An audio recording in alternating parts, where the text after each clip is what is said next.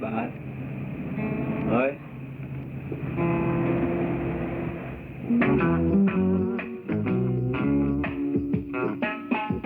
You're gonna lively up yourself and don't be no drag.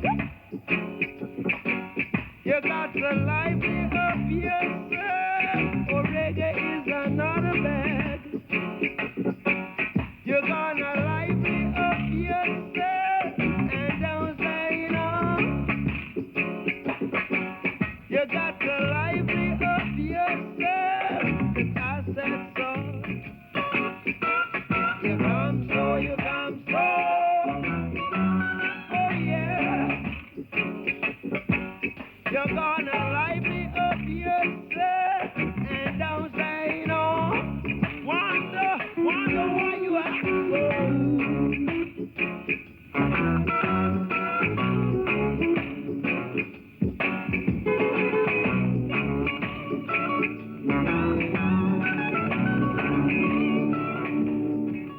In the early hours of this morning, at British time, the body of Bob Marley was laid to rest in a mausoleum in his birthplace, St Anne's, in the north of Jamaica. He was just 36 when he died of cancer 11 days ago. Thousands of Jamaicans lined the streets to watch it pass, and it was a remarkable climax to what was surely the most extraordinary funeral ever given to a pop singer. But then Bob Marley was no ordinary pop singer, as Robin Denslow reports. It's been a peaceful funeral demonstration so far, but suddenly the police are tear gassing the crowd. We don't yet know why. Tear gas exploding up behind me now. He might not have been surprised, but there was a little trouble, even at his funeral. As he said to me, it's not we against the system, it's the system against we. You know, hated violence.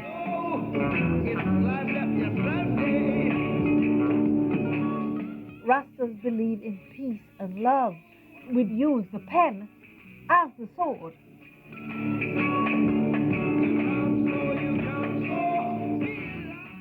The police was carrying Bob Marley's coffin out of the stadium. It was quite amazing because, I mean, you know, he would never have tolerated anything like that. That's why I stayed away, because I didn't want to be in a carnival. You see, I didn't want to be at a funeral where his children are jumping up and down on the stage, dancing and all this kind of thing. And it's supposed to be your father's funeral. He had become a commodity, even in death.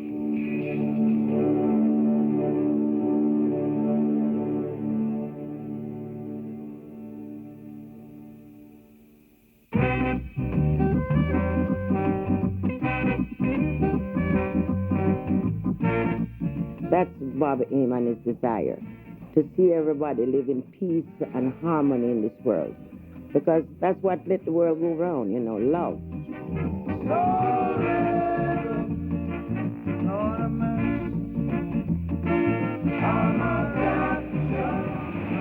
Oh, yeah?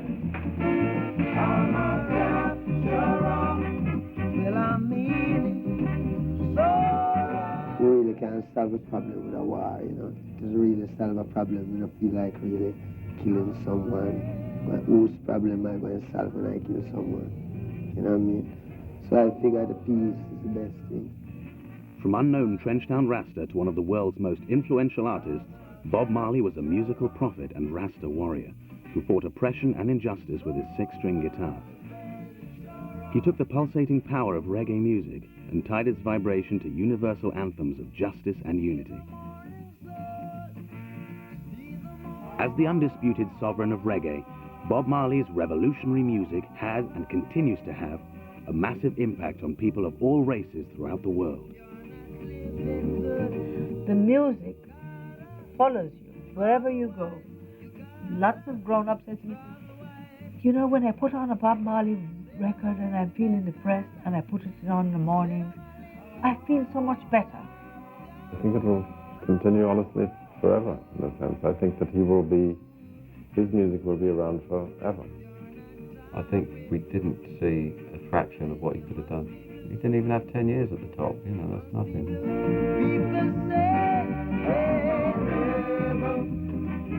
There are so many contradictions about Bob Marley's early life that it is difficult to know what to believe.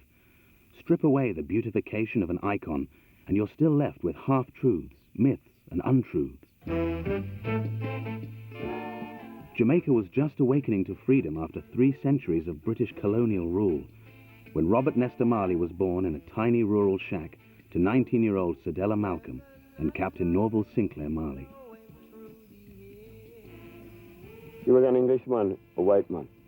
His work was doing field work in the mountain as a supervisor for the ex-soldier. He was well liked here. Bob's mum, she was from like a poor family in Jamaica. His dad was from a rich family, like old school white Jamaican family, and he left her the day after they got married, apparently. I wouldn't want to really say on camera what he said about his brother, but slavery was a very painful thing. The white landowners abused women, and women were just there, African women are there for their pleasure, and whether they marry or not marry, they have a child, and then they take no responsibility, and then they go away, and so it's all in the past. It's not important. But, you know, out of all of this pain, you know, out of all of the mess, a rose can grow. He didn't know his earthly father, but he knows the Almighty so much. Bob was a man that he took personally, like God was his dad. The way they used to be. Don't tell no lies. One and all got to face reality now. Though I tried to find Bob Marley's exact birth date may never truly be known.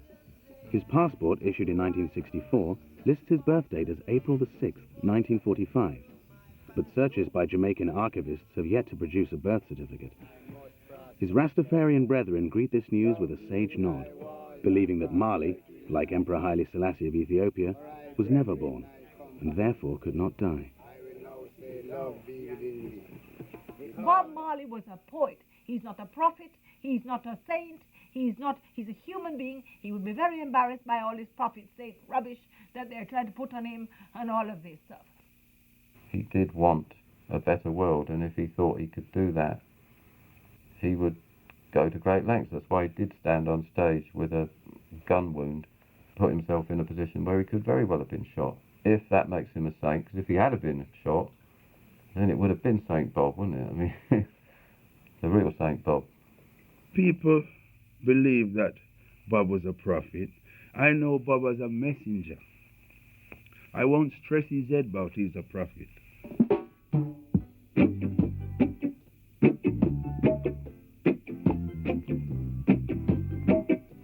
one good thing about music when it hits the beat.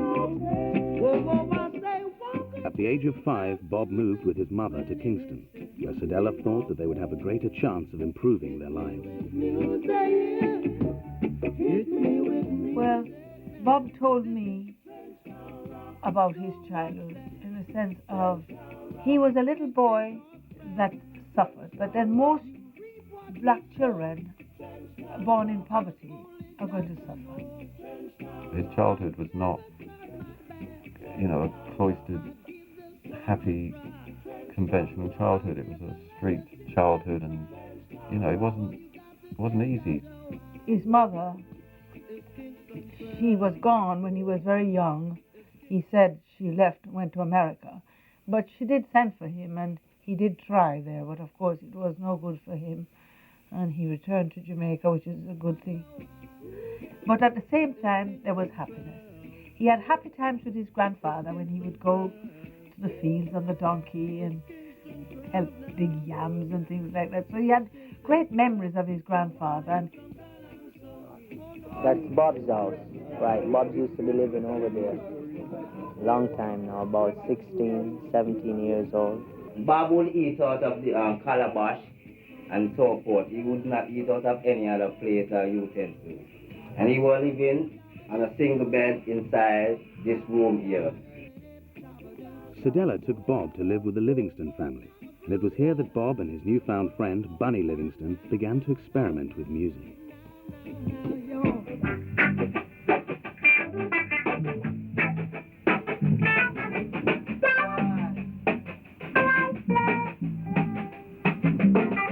Bunny, father, was living with Bob's mother. They was like man and woman, you see? So Bob come into the house where mother was living with Bunny. So my Bunny was really good friends, you see? So my understanding that Trenchtown, people was singing every day, people was making music, and all these things was happening. But you see, Bob was very different from most of the musicians that were in town. You see, Bob had a part of the country in his life already, which in most of the musicians in the town, they haven't been to country. They don't know what it's about. All his aim, his desire was in music, nothing else, you know, nothing else really that he was interested in. Besides, you know, music, that was his main thing. Bob finished school at 16, and Peter and all of them, very young age. They did not go on to further education. They did not have time to read books to enhance their vocabulary anymore. So they were just, he was very interested in world affairs. He'd read the papers every morning, and so he was very much tuned into how the world was going. But that doesn't mean that he was an intellectual. He was more educated from the street. He really learnt what he needed to learn. You know, inspiration instead of education is how we like to put it. He was hanging out with, you know, the gangs, what later became known as rude boys. He was playing football on the street, hanging out on the street, hearing music on the street. I mean, most of his education came from there. Bob took his first job as an apprentice welder. However, after an accident that filled his right eye with metal, he became determined to make it as a singer. Bob and Bunny, along with another teenager, Peter McIntosh, formed the Wailing Rude Boys, who later became known as the Wailers. Their first song, Simmer Down, was an instant #1 in Jamaica. Early Wailers songs were based on the popular dance music style of ska. Over time, the Wailers slowed down the beat, preferring the slower, bass-heavy sound of reggae. White boats and nights there, oh, he's a man.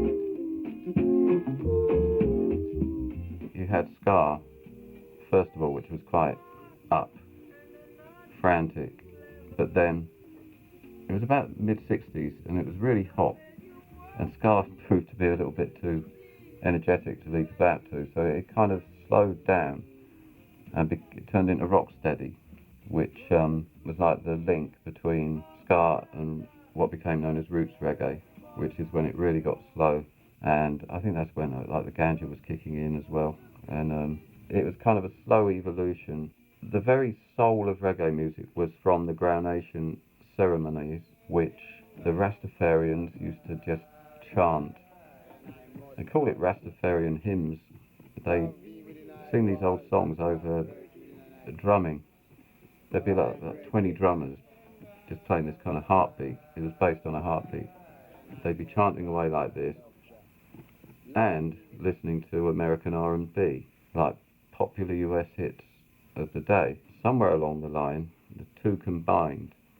But reggae was a very slowly evolving thing.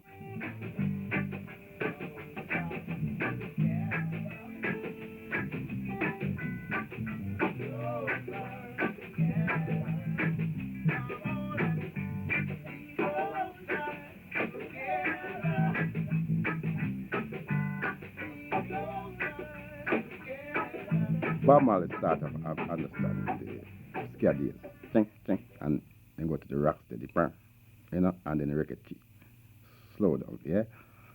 And it's like you play reggae music in Jamaica those days. It's like you're calling the police, because reggae music starts to play among a lot of Rasta people. A lot of people say it's devil music, and you can't play reggae music. The other change was more spiritual than musical. After the 1966 state visit of Ethiopian Emperor Haile Selassie to Jamaica, the Wailers became deeply involved in the Rastafarian movement. Bob and the Rasta elders prophesied that Jesus would come again, but in another name. He believed that the powers of the West were being deceived by looking for the Redeemer in the name of Jesus. That first night we bless these Imperial Majesty, Emperor Haile Selassie, Jah Rastafari, who liveth and reigneth with I and I continually, ever faithful, ever sure. Jah Rastafari, with no apology. And this is the Rastaman vibration.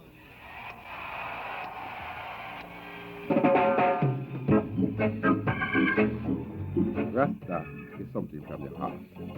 Rastafari is not like a religion, it's like more like a concept for the people, something to believe in. Growing up as a Rasta, when the parents say, go and cut it, trim your boy, you know, it was a problem. Because everybody's supposed to look like American Jerry Curl, and, you know, most Jamaican people are slaves, like, come from Africa as slaves. So, you find the Rasta people, well, it was more like the underprivileged, you know. Rasta was really, well, like a burden to the society. The policeman in Jamaica now, well, there was more racism with them. You see, because if you're a Rasta, you talk about Rasta and a policeman catch you, you're going to jail. The police gave us a hard time. There was roadblocks everywhere. It was very, very difficult. Taxis wouldn't stop for us. He'd say, Esther, you go and stand in the street and he'll stand for you. For example, his car would break down and things like that, and he can't get it fixed. And so it was really very odd. Rastafarianism is very popular in Jamaica, yet in Canada, the United States, it has a bad reputation. People are associated with drugs and the trafficking of marijuana and violent police arrests. Yeah, man, them crucified Christ, remember? Christ was a Christian and them crucified Christ, is not what it is. No, but let's go back to the facts. People have been arrested, and Rastafarians in Toronto, for example, have a very bad reputation. I mean, you know, I wouldn't say that the Rastafarians have a bad reputation. I would say people give the Rastafarians bad reputation because the Rastafarians, all of these things happening before the Rastafarians even start coming to Canada anyway around here. But the things that are very obvious are things like the way you look, right? To most people who are very conservative in dress, you look quite strange.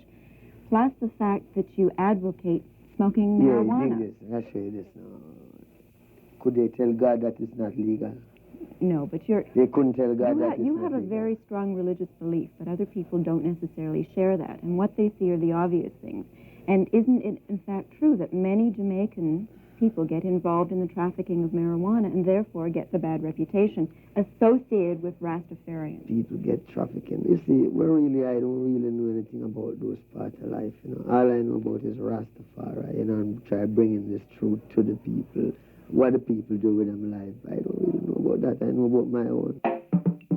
There you are, crying again, your loveliness won't cover your shame.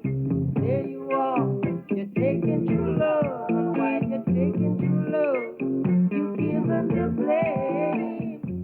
Music producer Lee Perry was Jamaica's answer to Phil Spector. In 1969, he recorded a series of sessions with the Wailers. Perry, believing the masters to be his, took them to London and sold them. For 10 years, he said they worked and worked and worked and never had a penny. All their music was pirated. Lee Perry had already been quite successful in his own right. He already had a reputation as a nutcase. It was traditional that the producer took all the money and the artist basically got a pittance. And this happened with the Wailers for some years. They had to go through what every artist in Jamaica has to go through, which is getting ripped off stupid. The Wailers were furious, but ironically it was this betrayal which brought them to the attention of Esther Anderson and her partner Chris Blackwell of Island Records.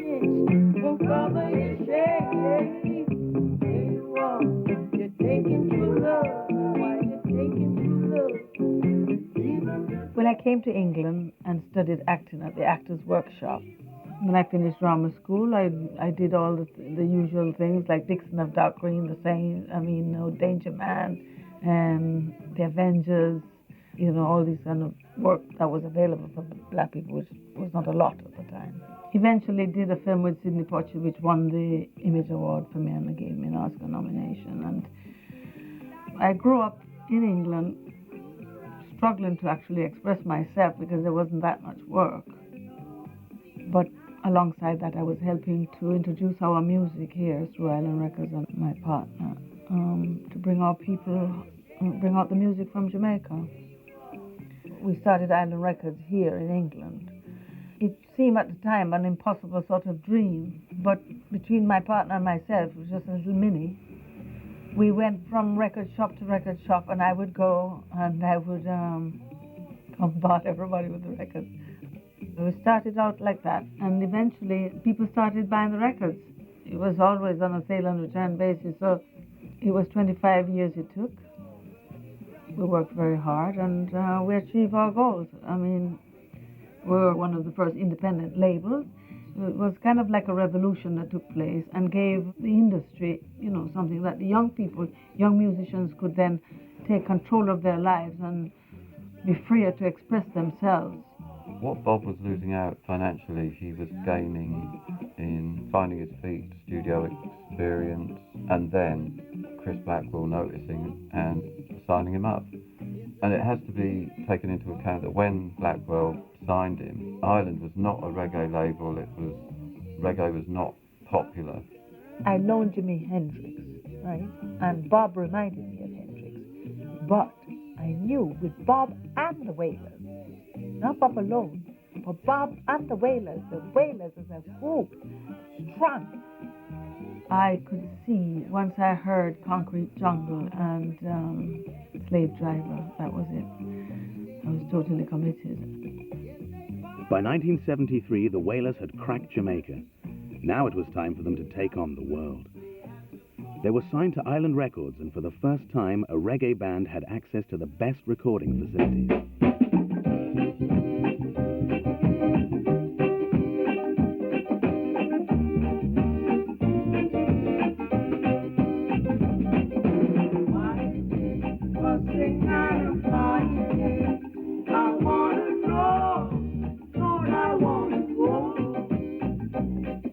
We took him all around the Caribbean, and I photographed him all the time. We developed a very close relationship where we started to write together.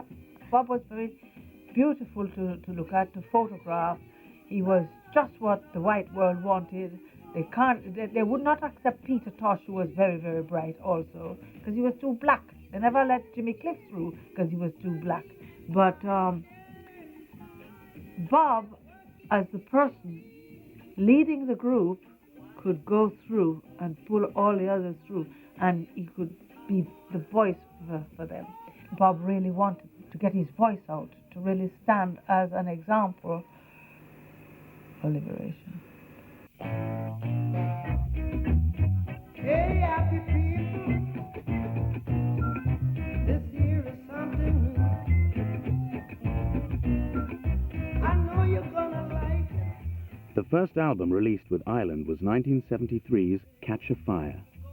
When Island released the first album, Catch a Fire, with the zipper lighter, for about a year and a half, it didn't sell. I mean, it didn't even sell enough to cover the recording session. And so basically, I knew that I had the answer. I said to him, if you smoke, you shouldn't be ashamed of it. It is part of your culture. My approach was to photograph Bob in the light that we have in Jamaica, showing the color of our skin the way it should be shown.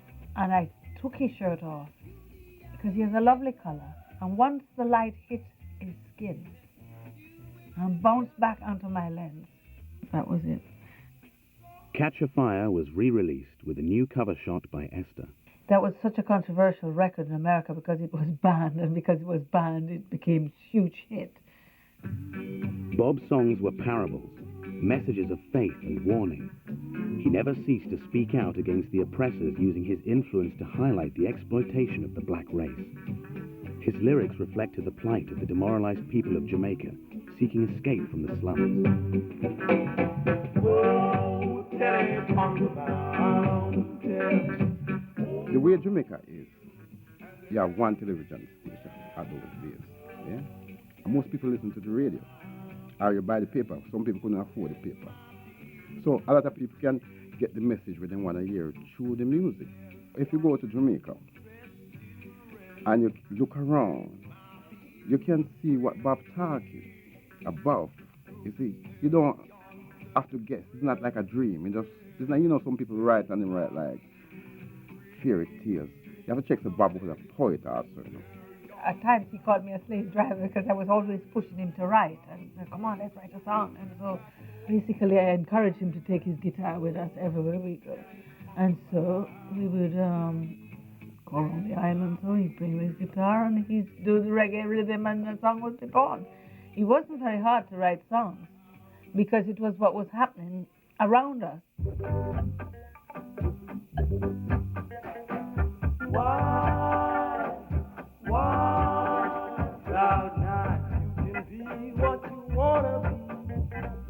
The songs Bob sang, they were logic and common sense. He was strong to his cause.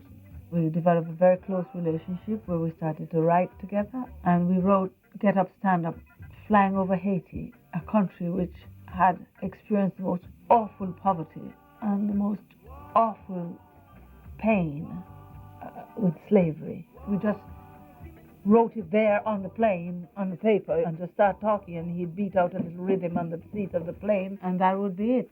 He wrote some great pop songs with catchy choruses that you can sing. Right, that's the surface level. On an emotional level, and especially a groove level, the Wailers were an incredible band. Bob was an incredibly passionate singer, and these are things that strike an emotional chord no matter what style of music you're into. I mean, you can hate reggae and love Bob Marley. You know, it's just universal, and he's got a universal message. He's positive. Lord, I gotta keep on moving. Lord, I gotta get on down. The revolution and the struggle was using the pen to speak for us and using the music to drive the lyrics, to put the thing out so that all people could identify it, that it could become universal and really cross over. So I encourage him to write more protest songs rather than love songs. Bob managed to have like these different personalities. I mean, the same album, he could be doing a song about war, a really brutal, graphic, realistic song, and then he'll be singing Waiting in Vain or Is This Love? You know, he just was able to translate whatever was going on in his head. It just came out, and it was always sounding like Bob. And he never sold out, got soppy or soft or anything like that. It was all part of him. He wasn't ever going to be just a relentless militant. Hey, what is your own? What's your music to you? The music to me, the music is more than music to me. It go further than music, you know. It go with I don't know, it further than music. But you used it as a strong message. I mean, words like a hungry man is an angry man. The music used me. Whatever it is, there's no doubt Bob Marley knows how to use his music. 12,000 people, more than half of them white, came to hear him perform. And in a trance-like mystical state, he's carried them with him and left them shouting for more. Despite this obvious commercial success, he appears to live the life he preaches. But as Bob's fame amplified, so did the media pressure. He wasn't the god-like figure that he is now, but he was certainly one of the most famous men in the world. People started coming from Harvard, Oxford University, Cambridge, and so to investigate the whole, what was going on in Jamaica. I coach them. I just say to Bob, now, you just have to be yourself, be strong, speak with your own dialect, the way you speak. Don't try to, articulate for them the way they want to do it. All the reporters had to come through me, and Bob Rose was then free to be himself, to speak in his own way, to articulate the way he articulates, and for Jamaicans not to be ashamed of their accent.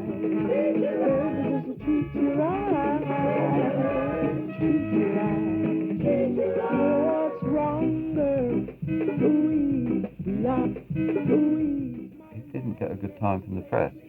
I asked him about this. I said, why? You're always getting slagged off. Why are you sitting here talking to me now? And he just said, it comes with the territory. I've got to keep going out there and playing and trying to make myself better. The first tour went to America, but still people were calling him, talking about weird hair and savages or whatever. I asked him too if he ever got sick of trotting out the same set every night. His shows have been slagged off for going through the motions. I mean, if you've ever seen any footage of Bob Marley, you know he's no way going through the motions. I mean, he gets carried away, and he was going to another place in himself every night. He was up there with the rock idol. You know, he could play in Los Angeles, and the front tables would be the Stones, and you know, the rock royalty come to check him out, and not put off by the fact that he was a ghettoized reggae artist. By 1974, the Wailers had fallen apart. Let me tell you this, I'm a defeat conqueror.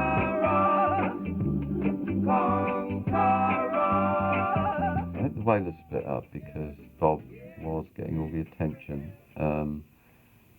That's Tosh. I mean, Tosh wanted to be Bob. He was very, very upset because he didn't want to be a front man. He didn't want a front. He just wanted to just help to do the work and get the message out. So I encouraged him to just reform, and so he went back and he got himself a manager, and the manager renegotiated a new contract, and then they became Bob Marley and the Wailers. So the Wailers could be anyone after that, but basically with Family Man and Carly driving the rhythm section. Although they broke up, and it was a very sad time because Peter and Bob were like John Lennon and Paul McCartney together. However, Bob Marley's star was on the rise. Now that he had become an international celebrity, politicians sought to use him as a pawn in their power games. Jamaica's rival parties were both keen to conscript him because he had street credibility. He was not just a Jamaican singer, he was an international singer, because the message that he carried was the message of third world people all over the world. In doing so, of course, he helped to put Jamaican music on the map internationally.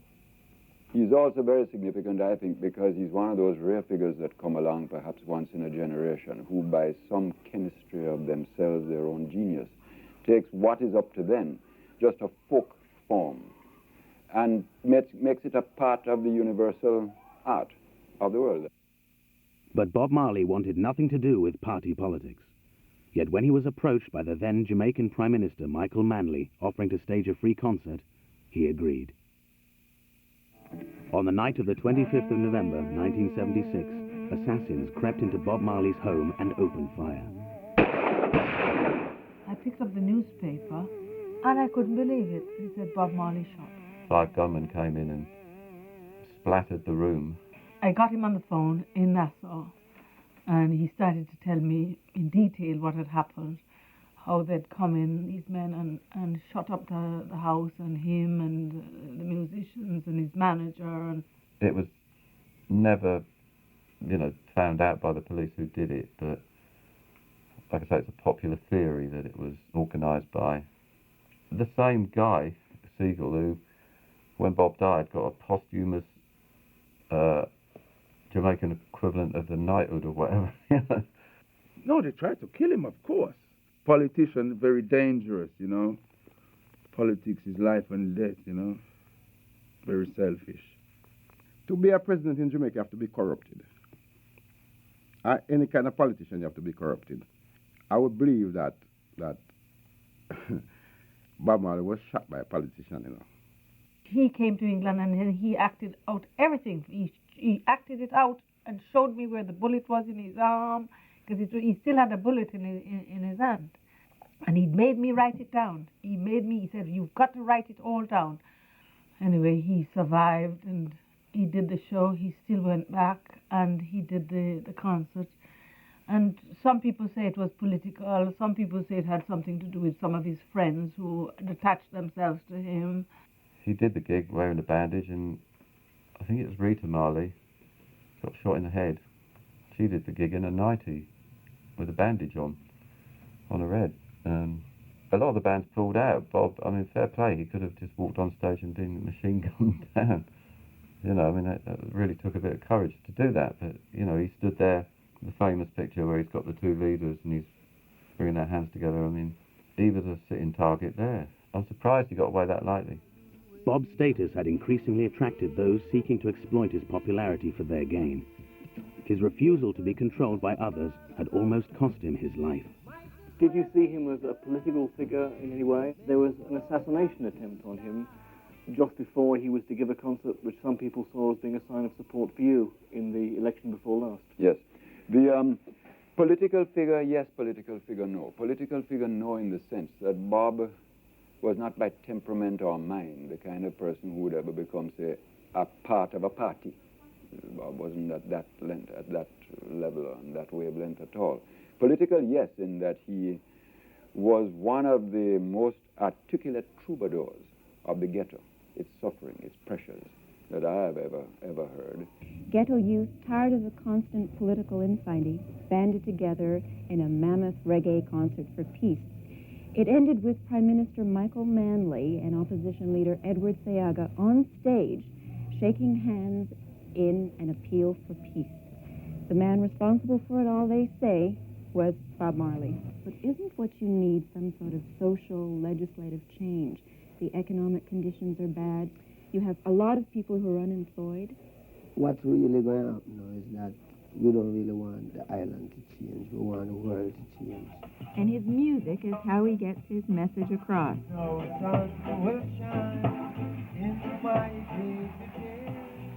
After the attempt on his life, Bob Marley exiled himself to London for 18 months. After the shooting, first of all he took off to the Bahamas, and then he came to London, spent 18 months living in Chelsea, recording Exodus. We wrote I Shot the Sheriff in his flat, and finished Get Up Stand Up also here, and from here we did all the way for him to go into the recording. I cooked for them and take it. So the place has got memories. He adapted very easily to what was going on in Britain, because I mean he chose to live in London when the punk thing was exploding. Mick just lived down the road here, and Bianca and Marion and all of us were all very close. I introduced Bob to Mick in the street down there, and Bianca came up, rushed up. She came home, and Mick was Esther just introduced me to a musician she just brought from Jamaica. Bianca ran up here and come to meet Bob, and was just so amazing. And they actually came to the speakeasy to the gig and screamed. Bianca was at the back screaming Rastafari and everything. It wasn't that he was the name that made him the person, you know. He was a person before the name, you know. He's a strong person. It's not a person you would say, who's that over there? You would know that there's someone over there who is like a strong person, you know. He had that kind of energy. Oh, Bob, if you wanted to work, he's ready to work. Of course, he was a disciplinarian. If something was wrong, he would have a go. At the studio at BBC, there was a young show-off lady, and she was behaving very bad. This is where I learned from Bob Marley. The lady was smoking a cigarette in the electrical part around the back. A old man came and said, could you hold the cigarette? The lady told him, you know, very bad words, where to go.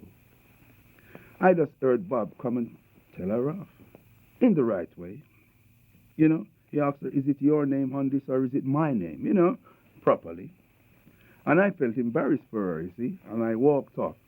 And I know that he's a man, you know, because that lady was a very show-off lady, she, you know, because I'm little me, I was little, you know, 17-year-old Rasta, so, you know, she don't see you. But Bob Marley see everybody, you know. Yeah, he was good like that. I think Bob was single-minded into the music. He wanted his family around him. When I say family, his extended family of musicians, a complex network of female company. Miss World was living in the house, and she said, what are you, a big famous movie star, with a boy like that?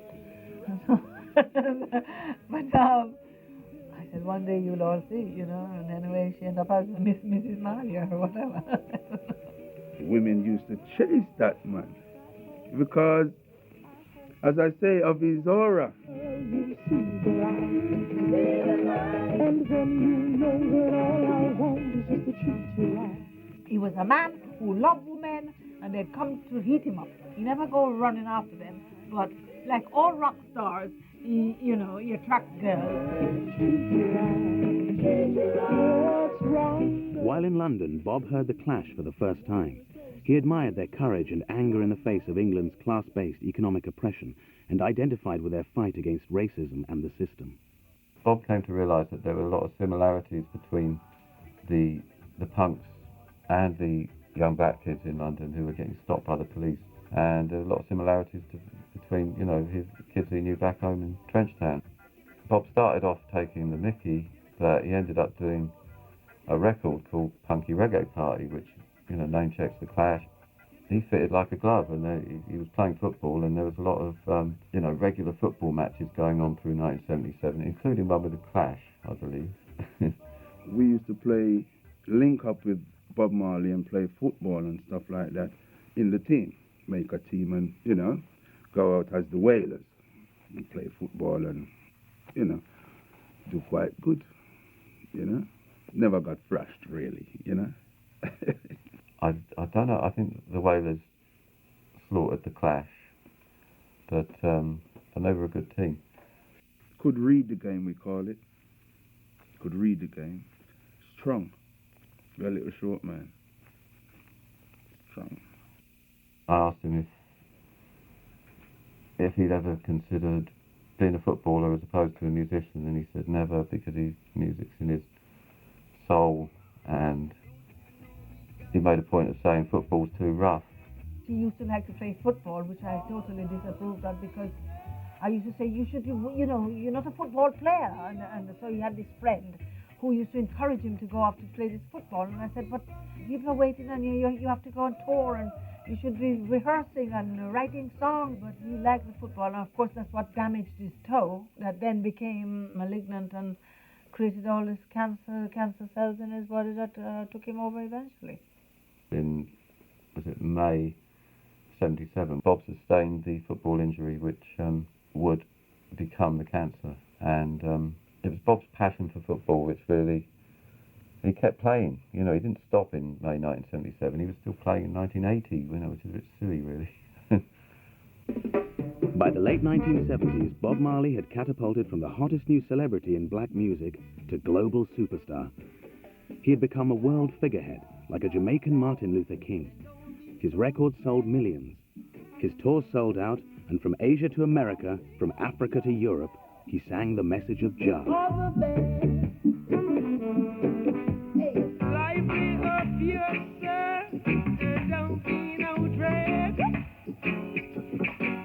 You got to lively up yourself, or reggae is another bag. You're gonna lively up yourself, and don't say no. But despite his fame, he never lost touch with his own humanity. The interesting thing about him is that as he grew in stature, as he became a millionaire, for example, one often wondered, will he tend to go soft, to become gimmicky, to try to appeal to a more commercial market by compromising his statement. And instead, he remained absolutely uncompromising. The range of his interests grew, so that he would sing of Zimbabwe as well as Trenchtown in Jamaica.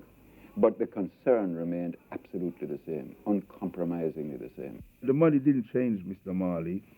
I think that it changed the people around him. No matter how much money you may have, you're going to leave it anyway. So. He's not somebody that really worshipped money and things like that, or fame. I remember once he took the pair of jeans off of the washing machine and had lots of sizes, and he didn't even know that his trousers pocket was got all this money in it. And just, it didn't even matter to him. But yet he never had any money either. And in a way, when he was sick, he kind of lived in some sort of terrible poverty. What do you do with the money that you make? Do you take it back to Jamaica? Do you give it to the people? Give it away. You give all your money away? All the time. How do you survive? Oh, Rastafari is God. How do you feel the people of Jamaica see you as a musician? See me, the people of Jamaica have to see me. We show the people of Jamaica Rastafari. No. Do they like you? If the people like me, the people love I. The people know about the people make art. The influence which our father have on music is that him bring the people vibe to the world, and to use music not only to make money or entertain, but to educate and enlighten people.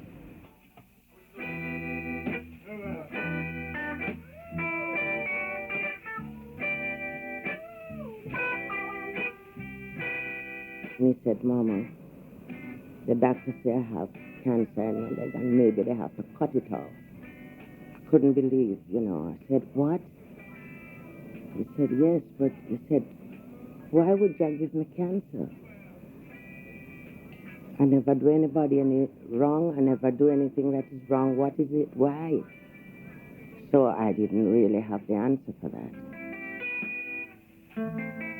I could only say, who Jah love it, he chastise it.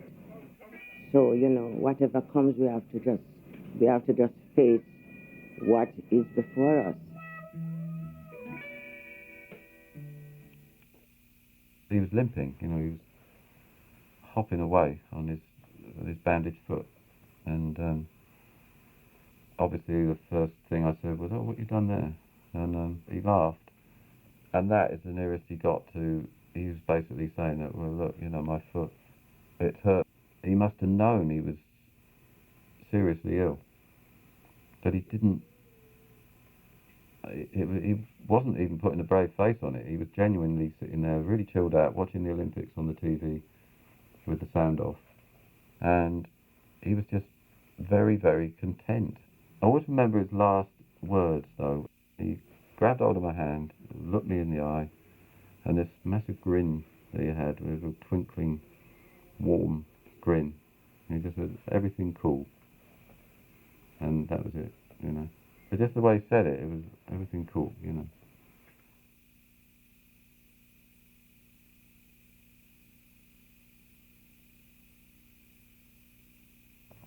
I heard that he passed away. It was terrible. I was in Jamaica when it happened, and I phoned here in London, and I couldn't believe it. I was totally shocked. I would never have in a million years thought that that would be the last interview, and a year later he'd be dead.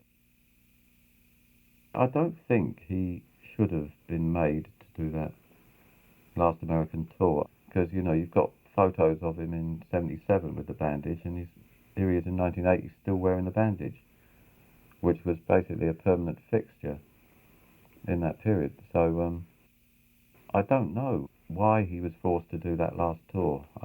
He looked really knackered when I saw him.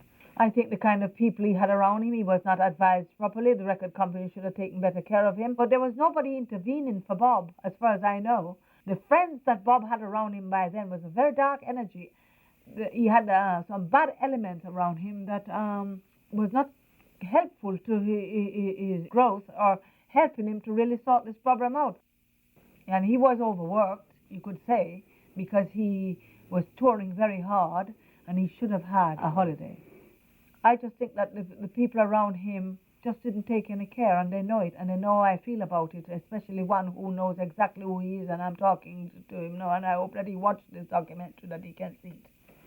Because he had a big, big influence on Bob, and so they could have done something more for him instead of these people out of I don't know where they came from saying that they know how to cure cancer.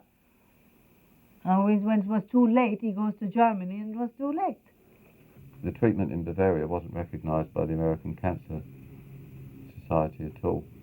This was kind of renegade, holistic treatment almost. And I think Bob was believing, willing himself to believe that he was getting better. Absolutely not the right care for somebody with that kind of money at that point in his life. He wouldn't go with traditional Western medicine because of Rastafarian belief. He was a deeply religious bloke. During his brief lifetime, Bob Marley had risen from the ghettos of Kingston to become one of the most influential and charismatic performers the world has ever seen. But what is so remarkable is how immensely powerful his music remains today, how undiminished his message is, and that it still resonates so deeply. I and I now have words to really talk about Bob Marley for the good that he have done. He's really a prophet. No doubt about that.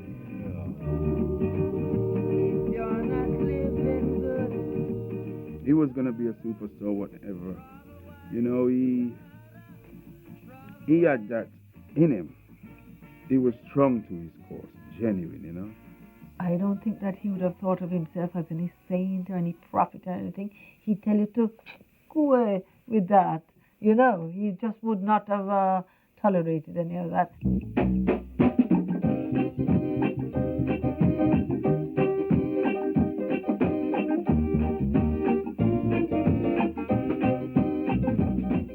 Bob's one of the most influential figures of the 20th century. If he hadn't done what he did, the world would be a much poorer place. They have made him into a commodity. Now you can buy Bob Marley shoes on the internet or whatever it is, you know. He would have just been sick.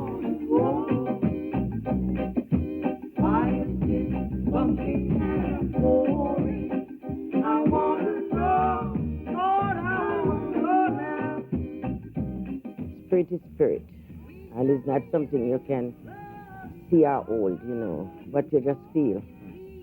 I can always feel him, because right now he's here. My father means to me just being a father, really, you know, and a teacher. But it's a teacher through actions more than words.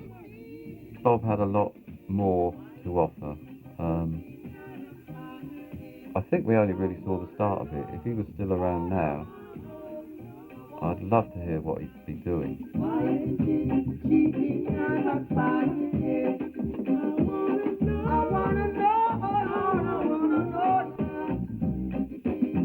He's always with us, and the music is always there. Easier to say, really. I mean, would he have done Live Aid? You know, you can speculate, you can go on, you know, all you like, but I think if he'd have had another few years even, you know, just a couple, I think we would have seen a lot more of another side of Bob. His music, he did it from his heart and from his experience, you know. The fact he'd gone back to Africa, which is like the big thing that Rastafarians wanted to do, Bob was in a position to do it, and he was not only in a position to do that, he could go back to Africa and make a difference there. I think we didn't see a fraction of what he could have done. Basic lesson was freedom and justice for all people, you know, especially for African people too. Freedom of Africa and justice of Africa. Yes. Bob couldn't have lived to a nice old age and enjoy his children, his grandchildren, and be around with us and still be jamming. As Wim say, one of these days I'm going to stop playing music. I won't sing no song no more. You know, just put the trumpet up. You know, see, but the trumpet is still blowing, Bob.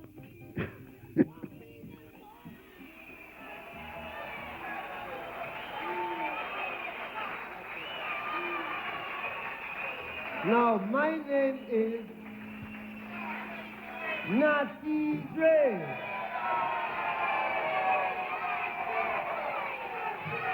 Natty Dre. Positive vibration. Natty Dre. Positive vibration. Natty Dre. Positive vibration.